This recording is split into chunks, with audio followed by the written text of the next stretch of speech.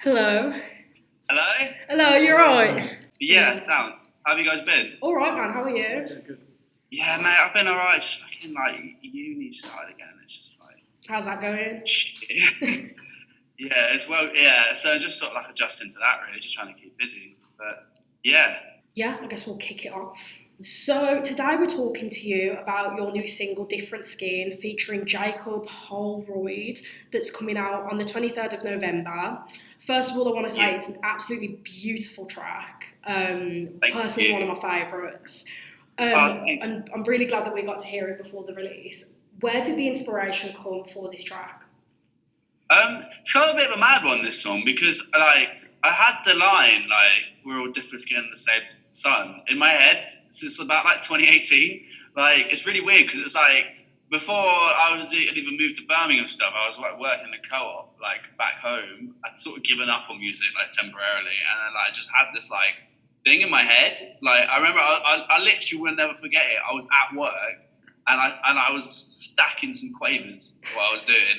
And then basically it just came into my head and I literally ran to my mate, Alice, and I was just like, I just sang it to her and she was just like, yeah, cool. And then she was, and I was like, I'm going to use that song. And then like 2 years later, I'm like, I should do something with that. And then literally as soon as lockdown started, I was sort of like back home and then I remembered that thing in my head again. Like I sort of always had it and like dismissed it. And then yeah, it was like before the whole George Floyd thing or any of that happened. I just had this idea of like this lyric in my head, and then literally as soon as we went to lockdown, it was like the first like original song that I wrote. Yeah, and that's basically where it came from. And then sort of like as the year went on, I was sort of more like I really should release this. Like it seems more and more like something people want to hear, but I never really thought it would have like any sort of like. I don't know. I feel like now it says a lot more than it did when I first wrote it. Yeah. Yeah, I mean, it definitely is a very powerful song with all of the events that's going on in the world at the moment, because obviously the Black Lives Matter movement has become a lot more kind of into the mainstream over the past couple of months. So it's definitely going to be something that I think will draw a lot of attention to you as an artist. Over the next couple of months of it being released, because obviously such a horrible situation of what's going on in the world. Yeah, it's sort of like I really hope the message gets across the right way with the song. Like I want it to sort of like be optimistic. In regards to like how like race, like the idea of like racism can be resolved and like these things can happen, and I'm trying to come back at it from like an optimistic angle, sort of give people a bit of hope about the situation, because I feel like there's not a lot at the moment, and like I've struggled with racism a lot in the past, and I just sort of thought that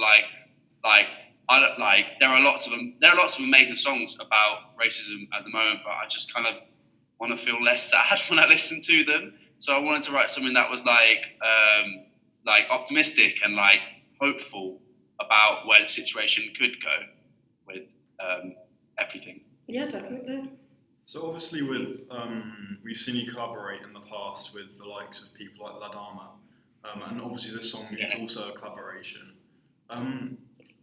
Is this something that you really genuinely enjoy, and would you mind telling us a little bit about how these opportunities and bridges are actually formed?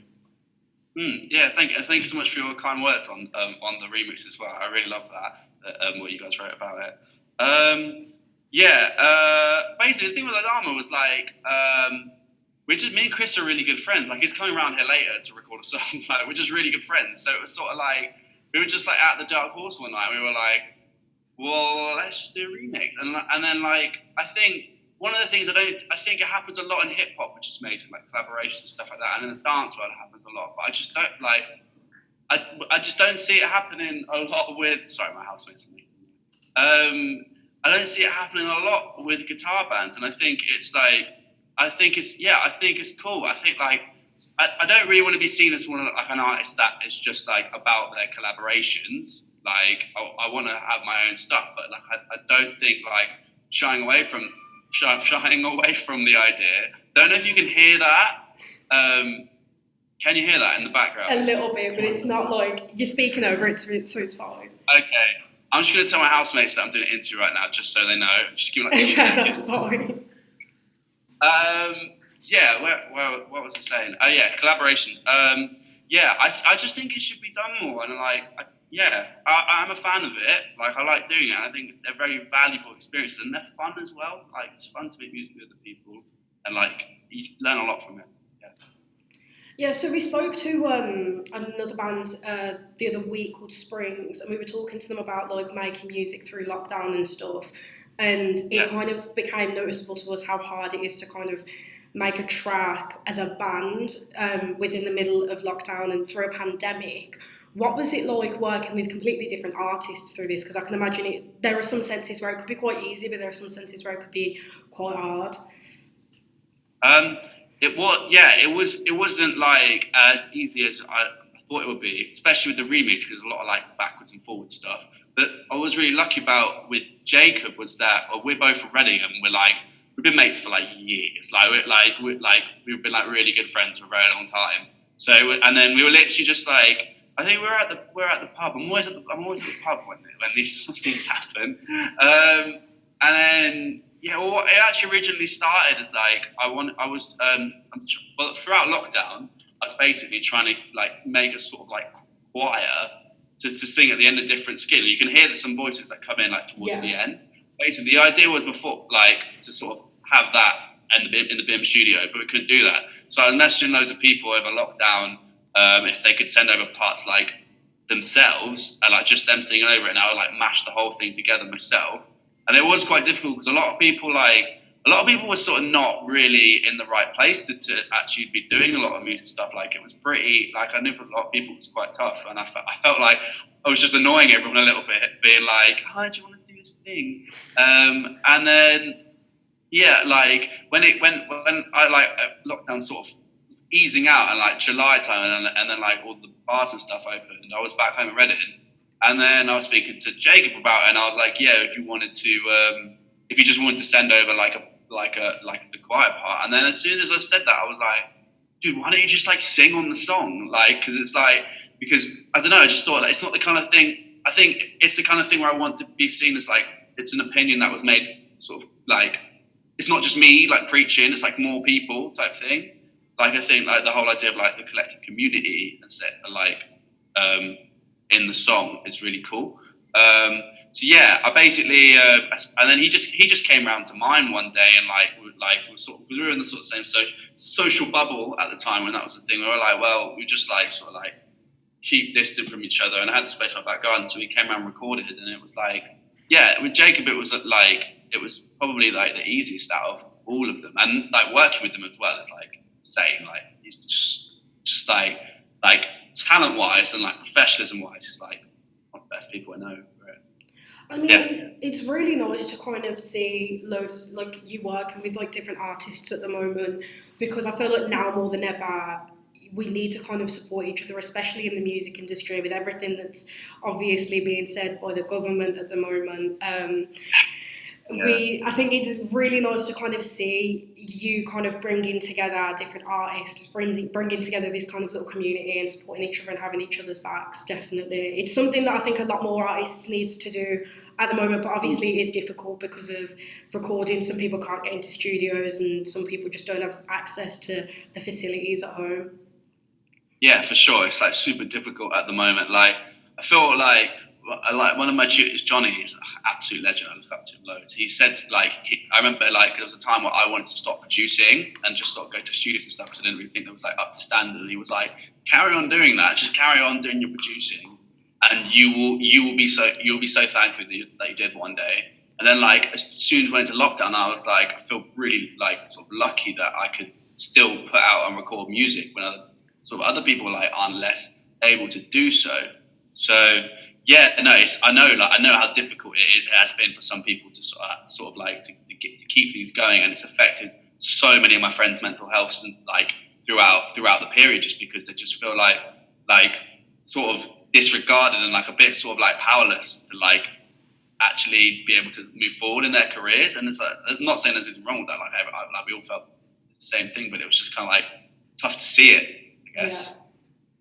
Yeah, 100%. So just kind of moving more towards the earlier stages of this song actually being put together.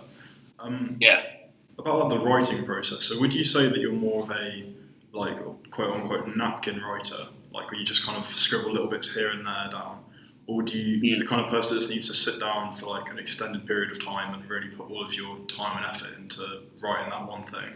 I'd very much say I'm a napkin writer. I'm not gonna lie. Like it sort of comes from anywhere, and then like what I've been trying to do is sort of like separate my writing from my mixing. So I write the song, and that normally comes quite quickly.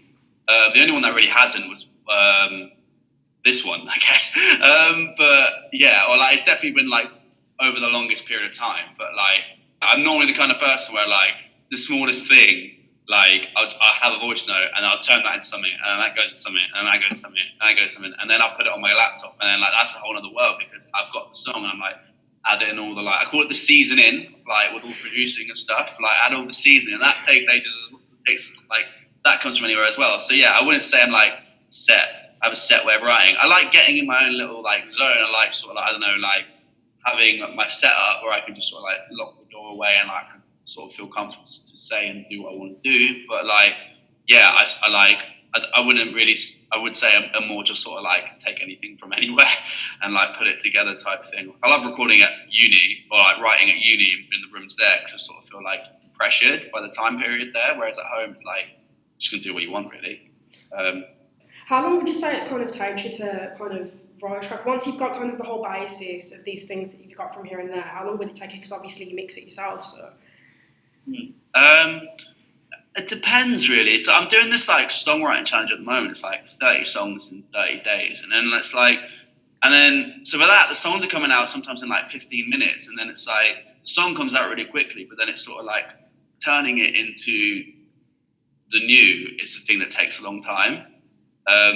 But like, because like underneath are just sort of like pop songs really, but then like what the stuff I add on top. I mean, it is still pop, but like it's that sort of like the sound that sort of people know as the new is a thing that does take quite a while sometimes. Like just sort of like figuring out what sounds should go where after the song is finished. That's sort of like the most like the longest part of the process.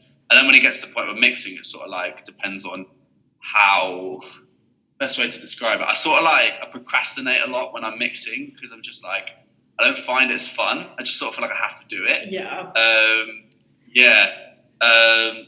It's sort of like the song comes quickly, and then all of the stuff takes a while, and then the mixing is just like how determined I am at the time to get it done. Is there any particular kind of way that you bring out your best work in a sense? Like, does your best work come when you're kind of sat there really working on it for a long period of time, or is it like when you kind of have those kind of 15-minute writing sessions and it's just all there in one? I think sometimes I'm writing because like I just want to write something, or sometimes I'm writing to sort of like make myself feel happy. But like the times I'm like genuinely inspired by something, like, and it comes out like that's when it comes out really quickly, and that's when I sort of like that's when I sort of like feel most excited and most alive by the whole process. Like I think the best example of this is something that's coming up in the future. I don't know how much I can say about it, there's something else coming up, and then that one like very much in the moment. Like I get really inspired by Netflix documentaries. Like I literally watched one. Have you seen The Social Dilemma? I watched it the other day. I literally watched that and I was like, what? Like I was writing loads of stuff about it and stuff. Like I really get it. Like that's the kind of stuff where I feel most sort of like, oh, this is insane. Like writing wise, it's like that genuine inspiration that comes straight away. I hope that answers the question. Yeah, I mean, you can definitely tell that like a lot of your work comes from when you're like happy or excited, because it really comes across, in my opinion. Like we were just before we started recording, we were kind of talking about this new track. I do love the way that he like drops all the songs at the end. Yeah. Like it's really cool. I put in like the review of the Ladama one. He just makes songs that make you feel alive and make you want to like drive through a city at night. Yeah, definitely. Perks Green and Wallflower, like tour songs kind of thing. And a lot of your tracks, it's kind of something that you'd picture in like I don't know, like an indie coming of age movie, and like that moment where like you're driving through the city at night and all the lights and it's like drop at the end. Yeah, it's there's always like a build up and a drop at the end, and it just like you can just imagine it live, just having the best time of your life. Oh yeah, I'd love that. Sort of like, I don't know, it's sort of like, yeah, like they've had this amazing moment and now he's like putting his head out the window for some reason whilst the cars are like this. Yeah, I'm picturing that. That sounds amazing. I take a lot of influence from film and like a lot of influence from I take a lot of influence from bands that I love to see live, like for the production and stuff like that. Like at quite a young age, I was lucky enough to see a lot of that. Like basically, like this all started like when I was 12 years old. Basically, my sister took me to Glastonbury because like 12 and unders go free. Something to remember if you ever have kids, which I'm definitely remembering. I'm definitely remembering that. So like took me there, and like from then I know I've always just had this like hunger for like music that sounds like massive and like could be heard in like those big spaces. So like, yeah, I do think that like that whole sort of like energetic, sort of like big in your face sort of like style of music definitely like influences the music I make with the new. I want it to be sort of like punchy and sort of like new, I guess. But yeah. I mean, it's cool because for a solo artist, your music is definitely quite big. Like, Thanks. Even though like you obviously have your kind of session musicians that perform live with you, it is just you that just records it when you're making a song, isn't it? It does definitely feel like it could fill an arena in a sense. I don't know, it's the only way I can describe it. You know, you can just imagine like the utilitarian, whatever it's called. I can't. You know the one by the one in town, the Birmingham Arena. It's constantly changing its name. The ICC.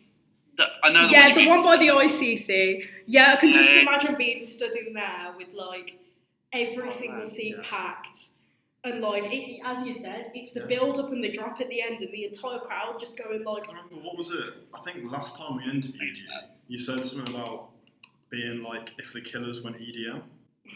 Yeah, if the Killers went to Ibiza on holiday, that's like my thing. That is literally the vibe that it just captures. Like honestly, it's a nail on the head. Thanks, man. No, I really I'd love to do stuff like that. Like one day, I always find like the bigger the stages, the more we sort of like come into our element. Like we did this thing for Birmingham.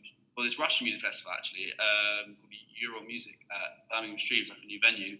It will be out by the time this comes out, so please check that out. But it was like it was like a big stage, and like it's been a while since we played in like a stage that's not like the Dark Horse. No offense to Dark Horse, love Dark Horse, but like it's just not as big size-wise. But then we're like actually having the space to sort of like hear like sort of, I don't know, I guess the sort of like more of like what the production would sound like if it was actually played in those rooms, like those size rooms. Is like it always sort of like makes us come into our element a bit more. Question. I kind of forgot. I mean, it's not really a question anymore. We're just having a chat about your music. I always feel like I go in interviews. I feel like I go on and then like shit. Where do I start with this? So I don't miss it. Me and you both, honestly. But yeah, like One Life, we think the Different Skin is going to resonate with the audience a lot because it does kind of seem like a deeper track, but kind of as you want it to in a happy and more hopeful way. Is this something that you aim to kind of portray a lot with your audience, and is this something that you want everyone to kind of feel a lot with your music? I sort of like I want people to feel hopeful when they listen to the new, like sort of like. I think Johnny, shout out him again, he described it once as desperate optimism, and I think that's the kind of thing I want to get across to people. And like I do like to write songs that are sort of like aware of their surroundings. Like sometimes I don't. I do love writing like pop songs about like sort of more commercial things like relationships and stuff like that. But yeah, I really like the idea of the song sort of being like socially aware and like culturally aware in their lyricism. I get inspired a lot by idols because they're just like all their lyrics are like exactly what I'm like people like exactly what I'm thinking most of the time, and it's sort of like I like that feeling of like it's not just like about heartbreak that you can resonate with people as well. There's all these other things that people are noticing now more than ever. And yeah, I'd like the need to sort of like bring a bit of hope in that whole situation with everything. Like it's saying like I'm aware of the problem. Here's something to make you feel better about it. Kind of what I want to say with it, really. Yeah, definitely. It's nice because, like, with like taking idols for example, because you just mentioned them, I feel as though they're putting music out in a great way, but I feel like their music's, when you hear it on the surface and you don't listen to the lyrics, it's a lot more quote unquote angry in a sense because they are more of like a punk band, and it's kind of like nice to have artists like you who do have that kind of more upbeat feel to the music, because I feel as though it brings in a different audience to that kind of feel. It definitely kind of brings together the same concept, but in different ways to different people. Yeah, they do their thing of like anger and intelligence like really well, and they're sort of like there's so many different ways you can come at the problems of the world, and like they do it in one way amazingly, and I'm trying to do it in a different way to them, but almost achieve the same thing of like just like almost educating, I guess. Like that's like I think that's one thing that like a lot of us people have learned, a lot of what I've learned as an artist in the past like 2 years is like it's kind of like it sucks to say because it shouldn't be, but it's kind of our job to educate people more than a lot of other people now. Like politicians don't really educate anymore. Like they're not seen as inspiring anyway, apart from Jezza Corbyn. Like whatever his like highs and lows were, the man inspired like a generation of people. Yeah, definitely. And I think it's our job as artists now to inspire and like think and educate people to think differently as well as think differently ourselves and approach problems in different ways. That which idols do in such a great way, like the way they get their message across. It's sort of like it's more of a desperate optimism, but like angrier, which is like resonating with a lot of people right now. I feel like musicians as well are the only kind of industry that do really educate people in the most raw way, because they don't have to filter themselves, because it's just them. It's like if someone tells you can't say that, like so what? Because half the people that bring out the music that they do are told, oh, you can't say that, you can't talk about this in that manner, and they're like, I don't care, it's my music, I'm putting it out, this is what I need to do. And that's what I kind of love when artists like Idols and obviously what you're doing and other bands like the Novus and stuff like that are like bringing out stuff like this that is just kind of saying, I don't care what other people think, I'm saying this and this is my opinion, you can say what you want. And it's great to see that. Yeah, no, I appreciate that. Yeah, Novus do it amazing as well. And like, yeah, it's sort of like, I think maybe it's one of the reasons why Rishi wants us all to like die and shit. Is he's sort of like realise that there's something a little fishy under there. Something a little fishy. Yeah, I just get the feeling that like we are like the biggest. We can like the arts is like the biggest sort of like educational opposition to what they want, because they sort of like basically say everything that's wrong with the way their education system is, and like that and so many other things. And like, yeah, I think more than ever, like if they're trying to do this to us, that only means they're scared of like what the arts can really achieve. I think anyway. I think there's definitely a worry there. Otherwise, they wouldn't be doing it. They wouldn't pay any attention to it. Like, but they know how powerful the arts are, especially in this country, and they know how much of an influencer it is. So I think at this point, everyone should carry on what they're doing as much as they can, even more so than possible. Yeah. And like, or play the long game with it. And like in like 4 years' time, I don't know how long left. Like, there will be a time where this government is very much over, and like something new will come. And I don't think. Yeah, and I think now is the time for us to do what the arts always does and basically tell people how it is unfiltered. How do you think this whole situation is going to turn out in the long run with the whole kind of government situation with the music industry? Because obviously it's kicking up all over social media at the moment.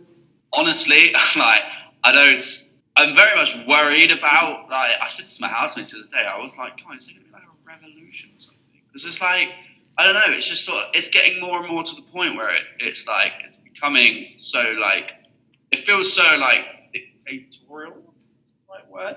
Yeah, and I don't think that this thing is going to end in shaking hands, with the government at the moment, unless the government massively turn around. It's sort of like so the government are going more this way, like the people are getting more annoyed with it and they're going that way, but they're sort of like relying on each other, and there's going to come a point where other people just sort of like run back and like, what the fuck are you doing? Yeah. And that's when things are going to go badly wrong and things are going to hit the fan. Like there's so many protests all the time now about so many different things going on. Like that's only going to get worse if the government trying to press people more and more and more. And it's sort of like, the thing is, in the end of the day, they are actually outnumbered if it does get to that point. So it's sort of like, it's very worrying. And I don't think it's going. I do think it's going to end. I don't think it's anything that's going to last forever. And I do think, if anything, I think it's going to end quite quickly when it does. But like, I don't see it just sort of being like, yeah, sure, you just do what you want. Yeah, what you want. definitely. It's not going to be like, I don't think it's going to be peaceful. I hope it is, though. I really hope it is. I really hope like it gets resolved in a mature way. But yeah, I don't know. I'm not that hopeful. I'm not that positive that it's going to be a very peaceful way things are going to end. I don't know. I think in 2 months' time, I might be feeling different. Sorry. No, it's all right. I think this generation are just kind of sick of what the government are doing at the moment, because it's just been so much over the past, like, not even year, over the past few months. They've done so much that everyone's like, seriously, another thing for us to like get pissed about, another thing. And as you said, like, it's just going to be one of the situations where everyone's just going to be like, oh, nah, screw this, and go like head first into the deep end. It's like with anything, like with anyone really. If you provoke people in these different ways to a point, there's going to be a breaking point. Like, we're not robots. We won't just like get given orders and do it without question. Like, that's not how humans are designed. I think that's what the government expect us to do, though. I think that's what they're expecting everyone. Yeah, I think it's definitely like there definitely is a lot, sort of like a sense of there's trying to be there's a mass control vibe going on with the government at the moment, like a really bad vibe of that. And I think I don't know, time will only tell. Like I do think it's going to end. I think whatever happens is going to be like a very, very like rough, hectic thing that will happen. But I don't like. Yeah, I can't see this whole thing going on for forever of just like constant like rules and stuff like that. Like, it's anything like, if anything, all these different rules and like going back to themselves will make people care less about coronavirus, because it's like, well, people just think the government have no credibility anymore. Like, why would they believe them? And like, they've got this like mandatory vaccine coming out, but then supposedly Donald Trump and Boris Johnson were fine and they didn't have one. So it's sort of like, there's another thing that people are just like, well, why are you giving it to us then? It's all this like hypocrisy and stuff. I think, I think it'd be just jokes of like a lot of people just sort of like decided they're like, no, we're just not gonna listen to them anymore until they sort themselves out, and just sort of like let the government do their thing, just sort of like get out of the system, and then in like 6 months' time they're like, yeah, we're back to normal now. That'll be my ideal ending. Just to be like, just to say a bunch of things and everyone be like, yeah, like the sort of like the noisy like toddler at the party, at the house party, that's sort of just like mouthing off at everyone. And you're like, yeah, cool, and then they just go to sleep. Yeah, that's what I hope about. But yeah, I don't know. Who knows really? Who knows? We're just parents to the government, really. We're all the government's parents. True. Parents are the government. I don't know. I hope we get this sorted in a nice way. I don't want anything. I don't want any harm to come. I'm not like, kill them all. Like, I don't want them to die. I just want to change. Like, that's my opinion on it. Yeah. So I think we can wrap it up.